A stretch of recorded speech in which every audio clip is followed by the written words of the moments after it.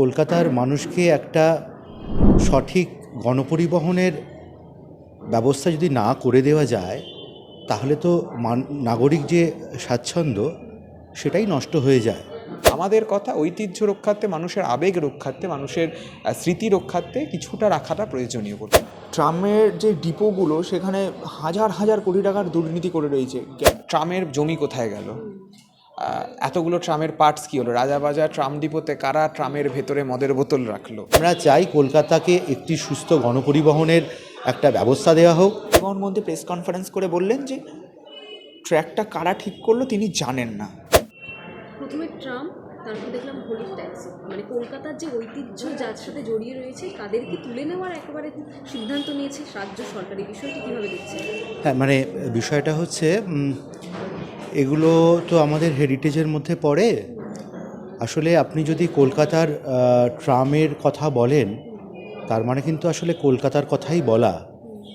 আসলে কলকাতার মানুষকে একটা সঠিক গণপরিবহনের ব্যবস্থা যদি না করে দেওয়া যায় তাহলে তো নাগরিক যে স্বাচ্ছন্দ্য সেটাই নষ্ট হয়ে যায়। ফলে এই হলদে ট্যাক্সি শুধু নয়, কলকাতা বাসেরও কিন্তু একটা পুরনো ঐতিহ্য আছে। কলকাতা বাসের কিন্তু 100 বছর আগের বছরে হয়েছে। আর কলকাতা ট্রামের ইতিহাসের কথা যদি বলেন তাহলে নিখিল সরকারের কথায় বলা যেতে পারে এটার প্রত্যেকটা ইতিহাস লোহার পাতে দিয়ে কলকাতার বুকে গ্রথিত করা আছে।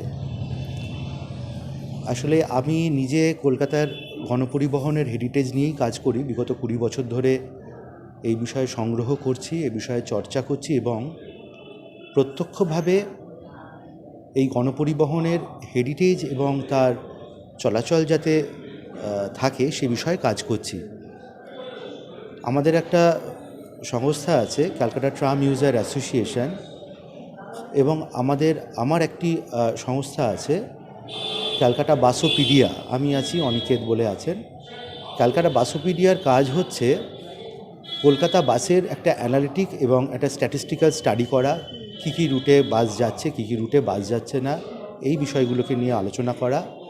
ঠিক একই সঙ্গে কলকাতার ট্রামের চলাচল কিভাবে আরও উন্নতি করা যায়, ট্রাম যাতে চলে সেই বিষয়টাও দেখার।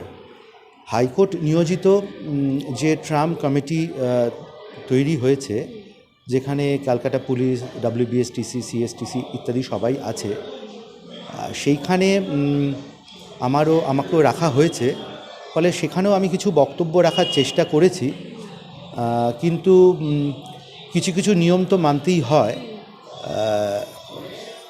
15 বছর হয়ে গেলে তার তো একটা লংজিভিটিও বিষয় থাকে। এখন এগুলোর ইঞ্জিনগুলো যদি কোনোভাবে পরিবর্তন করে দেওয়া যায়, আমি এটা ট্যাক্সির কথা বলছি, কেননা হলদে ট্যাক্সি একদম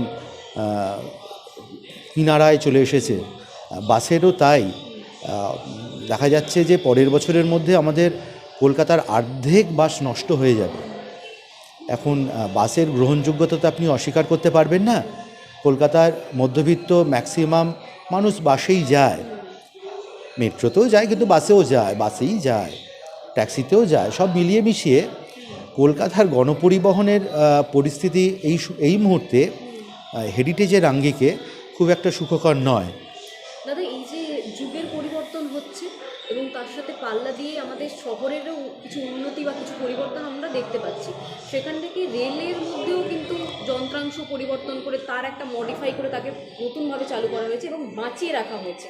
কোথাও গিয়ে কি সরকারের উচিত নয় যে এই ট্রামগুলোর মধ্যে যে ইঞ্জিন রয়েছে সেই ইঞ্জিনকে একটু পাল্টে? এটা আমাদের প্রথম থেকেই দাবি, মানে এই দাবিটা আমাদের অন্যতম দাবি। যুগের সাথে সাথে যদি তাল, এখন কি আমরা গরুর গাড়িতে করে যাই না, কারণ সেই স্পিডটা কলকাতায় নেই। কিন্তু সবথেকে মজা হচ্ছে কলকাতা ট্রামের যে গড স্পিড, কলকাতা ট্রাম সম্বন্ধে যে বলা যে এটা নাকি ধীর গতিযান, এই বিষয়গুলো কিন্তু ভিত্তিহীন এবং এর কোনো যুক্তি নেই। কলকাতার যে গড স্পিড, আপনি যদি 30-40 কিলোমিটার পার আওয়ার দেখেন, ঠিকভাবে দেখতে গেলে কলকাতা ট্রামের গড স্পিড কিন্তু অনেক বেশি। কলকাতা ট্রামকে ইমিডিয়েটলি মডিফিকেশন করা উচিত তার একটা স্থিরতা করা উচিত। যেমন ধরুন একটা খুব সোজা জিনিস করা যেতে পারে, আমরা তো অ্যাপ ক্যাব বুক করছি, এখন বাস উঠে যাচ্ছে, ট্রাম উঠে যাচ্ছে, অ্যাপ ক্যাব নির্ভর হয়ে যাচ্ছে। আমরা ট্রামে কেন একটা জিপিএস লাগিয়ে দিচ্ছি না? তাহলেই তো মানুষ ট্র্যাক করতে পারে যে ট্রামটা কোথায় আছে, কত দূরে আছে। এর জন্য তো এক্সট্রা খরচা কিছু হচ্ছে না। মডিফিকেশান করাটা আমাদের ক্যালকাটা ট্রাম ইউজার অ্যাসোসিয়েশনের অন্যতম দাবি। আমরা চাই কলকাতাকে একটি সুস্থ গণপরিবহনের একটা ব্যবস্থা দেওয়া হোক। কলকাতার ট্রামকে যেন অবশ্যই চালানো হোক, কোনোভাবেই যেন বন্ধ করা না হোক। এবং আমরা চাই প্রত্যেকটি রুটে ট্রাম চলতে, যেগুলো বন্ধ হয়েছে, ইললজিক্যাল বন্ধ হয়েছে, তার কোনো ডাটা নেই, তার কোনো যুক্তি নেই। সব মিলিয়ে সরকারের কাছে আমাদের আবেদন, ক্যালকাটার পক্ষ থেকে কলকাতা ট্রামকে বাঁচিয়ে রাখুন। কলকাতা বাস, ট্যাক্সি এবং যত রকম হেরিটেজ যানবাহন আছে তাদের নিয়ে আলাদা করে ভাবুন, এটাকে আরও সুসংগঠিত করে তুলুন। তুলে নেওয়ার সিদ্ধান্ত, তারপর পরপর আমরা দেখতে পেলাম যে ঐতিহ্য যে হলুদ ট্যাক্সি, সেটাও তুলে নেওয়ার একটা সিদ্ধান্ত নিয়েছে সরকার। এই বিষয়টি কি বলবেন? প্রাথমিকভাবে হলুদ ট্যাক্সির বিকল্পে নানাভাবে নানা রকম বিকল্প যান আছে, মানে হলুদ ট্যাক্সি অ্যাম্বাসেডার যে গাড়িটি, সে তার বিকল্পে বিভিন্ন রকম গাড়ি রয়েছে বাজারে। আমরা অবশ্যই হলুদ ট্যাক্সি মানুষের ইমোশন, মানুষের আবেগ, সবটা বিষয় ঠিকই, কিন্তু ট্রামের যেমন বিকল্প কোনো আর যান নেই, হলুদ ট্যাক্সির বিকল্প যান রয়েছে। এবং মূলত হলুদ ট্যাক্সি কিন্তু গণপরিবহনের অংশ হিসাবে ভাবাটা একটু মানে বিতর্কিত। আমরা মনে করি অবশ্যই হলুদ ট্যাক্সিরও ইমোশন রয়েছে, প্রয়োজন হলে আলোচনা করে সেই হলুদ ট্যাক্সির যে মডেলটি এতদিন চলতো, যে অ্যাম্বাসেডার গাড়িটি চলতো হলুদ রঙের, সেই অ্যাম্বাসেডার গাড়িটিকে রেখে তার সাথে অন্য কোনো আসার বিষয়। এবার ঘটনা হচ্ছে ডবল ডেকার বাসও উঠে গিয়েছিল। আমরা এখনও মনে করি ডবল ডেকার বাসের হয়তো কিছুটা প্রয়োজনীয়তা ছিল। সব জিনিসই সময়ের সাথে সাথে পরিবর্তন হয়, পরিবর্তনশীল হয়।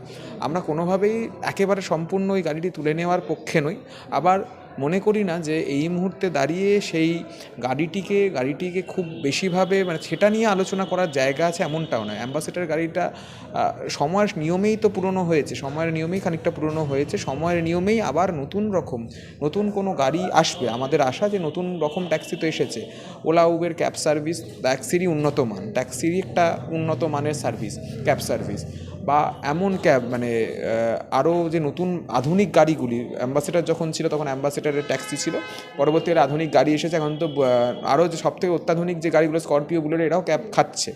কাজেই আমাদের সেটা নিয়ে তর্কের জায়গা নেই। অবশ্যই ওটা ঐতিহ্যের জায়গা, ঐতিহ্য বাঁচানোর লড়াই তো থাকবেই, সেটা কিছুটা রাখার জায়গা থাকবেই, তবে সেটা সম্পূর্ণভাবে রাখতেই হবে এমন দাবিও আমরা জানাচ্ছি না।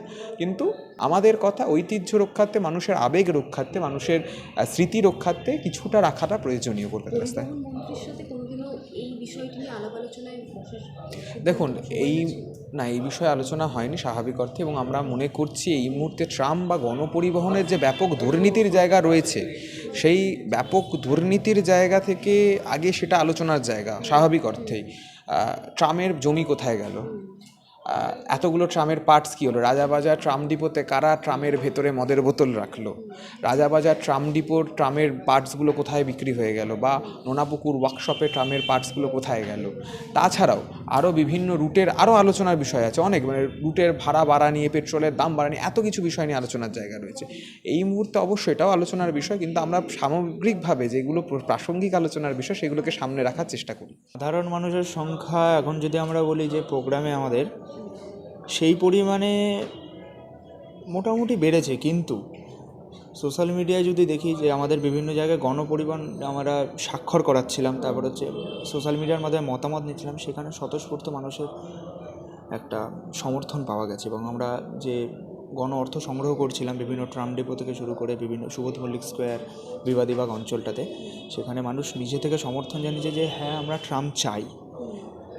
এই যেমনি ধরো শ্যামবাজার থেকে আমি যদি আমাদের কলেজে বিদ্যাসাগর কলেজের দিকে যেতে চাই বা কলেজ স্ট্রিটের দিকে যেতে চাই, সেখানে কিন্তু ওটা হচ্ছে ওয়ান ওয়ে, খালি কলেজ স্ট্রিট থেকে শ্যামবাজারগামী গাড়ি পাওয়া যাবে, কিন্তু শ্যামবাজার থেকে কলেজ স্ট্রিটগামী কোনো গাড়ি পাওয়া যাবে না, সেটা সেন্ট্রাল এভিনিউর মাধ্যমে যেতে হয়। সেখানে ট্রাম হচ্ছে এমন একটা যান যেটা কলেজ স্ট্রিটকে পুরো কভার করে। এমন সবথেকে বড় কথা, বিধান সরণি লাইনটা তো ট্রামের জন্যই তৈরি করা হয়েছিল, সেখানে তো কোনো প্রাইভেট কার, বাস, অটো, ট্যাক্সির তো জায়গা থাকার কথা না। এবার আমাদের সরকার যা চাইছে, সরকার সব কিছু ঊর্ধ্বে গিয়ে, নিয়মের ঊর্ধ্বে গিয়ে সরকার চলে। ট্রামের যে ডিপোগুলো, সেখানে হাজার হাজার কোটি টাকার দুর্নীতি করে রয়েছে। গ্যালিপ স্ট্রিটটাকে বেলানি গোষ্ঠীর কাছে বিক্রি করা দেওয়া হয়েছে। তারপর হচ্ছে গোয়েঙ্কা গোষ্ঠীর কাছে টালিগঞ্জ, খিদিরপুর, বেলগাছিয়া এইসব ডিপোগুলো, এমনকি শ্যামবাজারে 14 কাঠা জমি হচ্ছে, শ্যামবাজারটা চালু রুট, সেটাকে পর্যন্ত গোয়েঙ্কা গোষ্ঠীর কাছে বিক্রি করে দেওয়া হয়েছে। ডিপোগুলির যে জায়গাগুলি রয়েছে এগুলো তো সরকারি জায়গা, সেই সরকারি জায়গাগুলো আপনাদের অভিযোগ যে বিক্রি করে দেওয়া হচ্ছে বড় বড় যে সংস্থা রয়েছে, বাণিজ্যিক সংস্থা। হ্যাঁ অবশ্যই, কারণ এই প্রমাণ আমরা বহুবার এই প্রমাণ পেয়েছি। কারণ দেখুন, প্রমাণ আমরা পাই হচ্ছে সংবাদ মাধ্যমকে ফলো করে, এবং আমি কোনো সংবাদ মাধ্যমের নির্দিষ্ট কোনো নাম নেব না, কিন্তু বহু সংবাদ মাধ্যম থেকে ফলো করে এবং সরকারি আধিকারিকরা যারা পরিবহন দপ্তরে কাজ করেন তারা আমাদেরকে বলেছেন যে এই এই জায়গায় এই জমি বিক্রি হয়েছে। আমরা সেখানে গিয়ে যখন খোঁজখবর নিয়েছি সেখানে সত্যিই তার প্রমাণ হয়েছে। সবথেকে আর একটা বড় কথা, ধরো 24-29 রুট যেটা এই কিছুদিন আগে ট্রায়াল রান হলো, রাতের বেলা আমি সেখানে রাতের 12টা বাজে ট্রায়াল রানে ছিলাম, সেই ট্রামটাতে ছিলাম। ট্রায়াল রান হওয়ার পরে আমাদের কাছে গোপনে খবর ছিল যে পরের দিন শনিবার দিন হয়েছিল, সোমবার দিন ট্রামটা চালু হবে। কারণ সোমবার যখন হয়ে যাওয়ার পরে পরিবহন মন্ত্রী প্রেস কনফারেন্স করে বললেন যে ট্র্যাকটা কারা ঠিক করলো তিনি জানেন না। একটা কর্পোরেশনের একটা জমির ওপরে ট্র্যাক ঠিক করছে সেটা তারা জানেন। একটা পাড়ার থেকে একটা গলির ভেতরে কী খবর হয় সেটা তৃণমূলের সবাই জেনে যায়, কিন্তু উনি তৃণমূলের সরকারের একটা মন্ত্রী হয়ে তিনি জানতে পারছেন এটা তো মানে মিথ্যার আশ্রয় ছাড়া তার কিছুই নেই।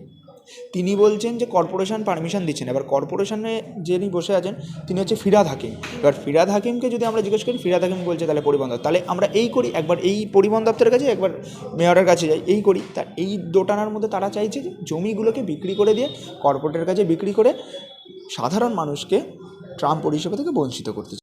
বাংলা হাটের আরও খবর দেখতে নজর রাখুন। বাংলা খবর মানেই বাংলা হাট।